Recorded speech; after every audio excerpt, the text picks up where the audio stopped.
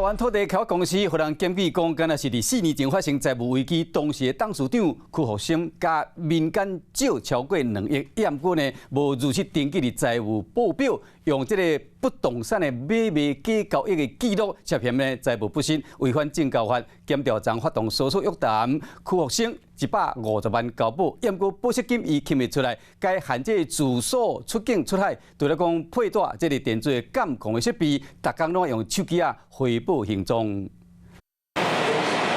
防疫上北检复审，大开的前董事长屈福生一落车，就看到一大阵媒体在等，和调查官饲母饲厝，规路双手拢插伫落地啊，敢若想要营造轻松的形象，验过150万的保释金，说总袂出来。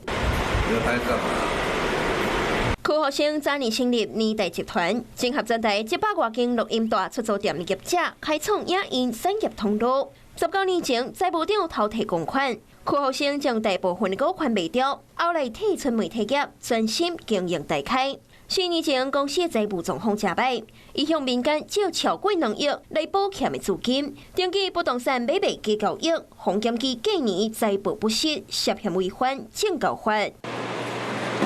除了前财务长以证人的身份问话了后被请回，包括现任的副总的和会计嘛拢互约谈，分别以20万到50万交保。验过伫媒体正请赢的屈福生，但4点钟也是总卖到150万，方介以限制大机出境甲出海，还阁接受电子监控，逐工爱用手机回报行踪。大开发出着声明表示会全力配合，马向检方提出说明，希望得到协助，等待案情调查。